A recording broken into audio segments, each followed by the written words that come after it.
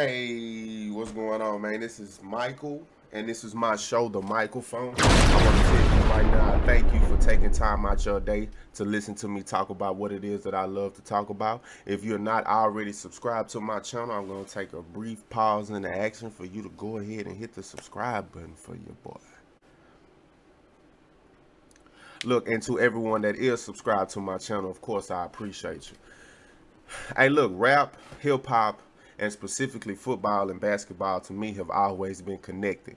When you grow up in certain environments, the only legal ways that they promote you to make it out of that environment is either by being an entertainer or it's by being an athlete. And usually the rapper, the athlete, and the entertainer have similar upbringings and have to overcome some of the same set of circumstances to make it to where they want to be in their profession.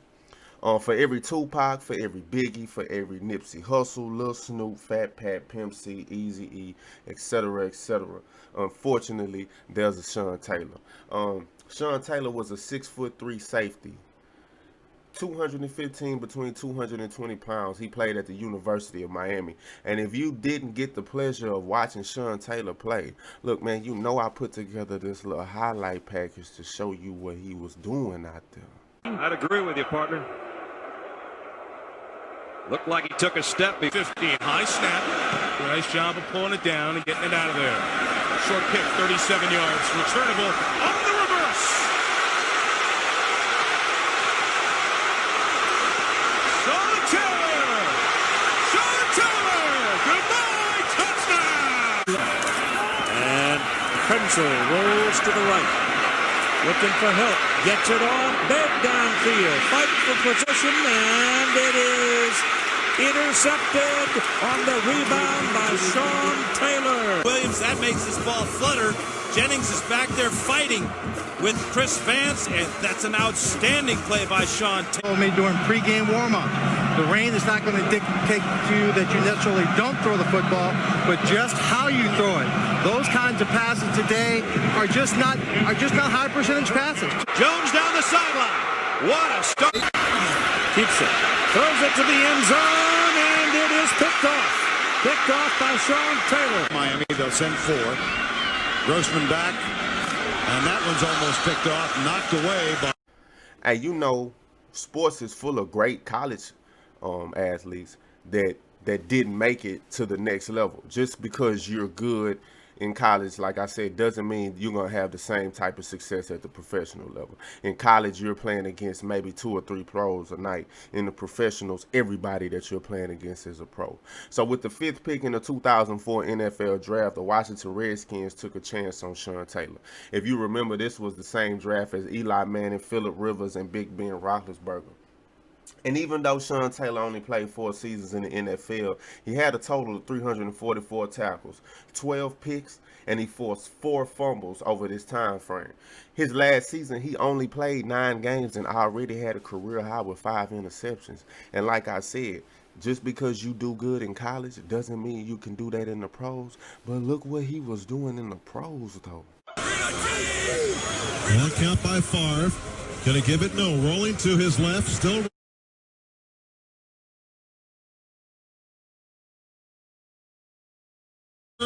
Time stood still. It looked like he was going to score a touchdown, and Sean Taylor picks the ball off. Owens angling it to the right. Bledsoe back to pass, steps up, going deep. Caught. Oh, T.O. is... Taylor put the leather to him, baby.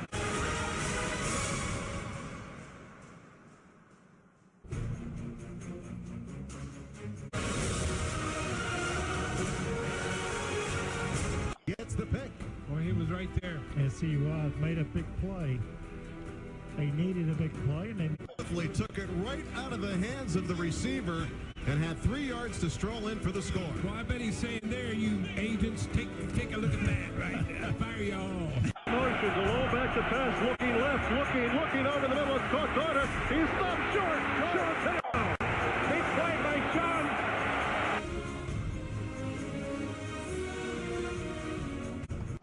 He's got time again. Pump fake, gets rid of it. It's a jump ball. Sean Taylor there. He makes the interception. Sean Taylor the interception, and he's bringing it out to the 10, to the 15, out of bounds at the 20, and he throws the ball in. Hey man, this part of the Sean Taylor story is always hard for me to talk about. Sean Taylor died doing what it is that he did best, being a defender. In this case, he died defending his family. On the night of November 26, 2007, Sean Taylor was shot and ended up dying the next day as a result of a gunshot wound to the leg that caused him to bleed out. Intruders came in his house led by a guy by the name of Eric Rivera, who told authorities it was just supposed to be a robbery. They didn't even think Sean Taylor was at home. There also was a guy accompanying Eric Rivera, 25-year-old Jason Mitchell, who attended a birthday party a few weeks prior where Sean Taylor gave his stepsister a purse containing $10,000.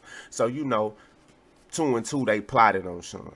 They tried to break into his house, steal some cash. They had word that Sean kept cash there. They didn't expect for him to be home. When they broke in, he came out to defend his family, and they ended up shooting him in the leg. Whether there were teammates of Sean speaking on this issue that played with him in Miami, or whether it was teammates speaking on this issue that played with Sean in Washington, there was an overall feeling that the media treated his death as just another Miami football player involved in a typical shooting. This goes back to a game that was played in 1988 between the Notre Dame Fighting Irish and the Miami Hurricanes, and the game was known as the Catholics versus the Convict. There's just always been an overall negative stereotype about the University of Miami and their football program, primarily due to the fact that all their players are predominantly black. And yes, they were getting in trouble in the 80s and the 90s, but what they were doing was no difference than what was going on at any college campus across America.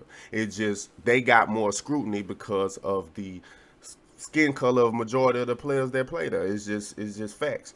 But that's neither here nor there. At the end of the day, nothing will bring Sean Taylor's life back. It's unfortunate, as you can tell, or should be able to tell, this guy was going to be one of the greatest football players of all time, was destined to be in the Hall of Fame. I'm a Dallas Cowboy fan. He played for the one team that I hate, and I couldn't even hate him anymore because Sean Taylor was there. Once again, I want to tell you thank you for watching my channel. If you didn't subscribe when I gave you the moment of silence to do it now. I'll be making more content soon. I really appreciate you.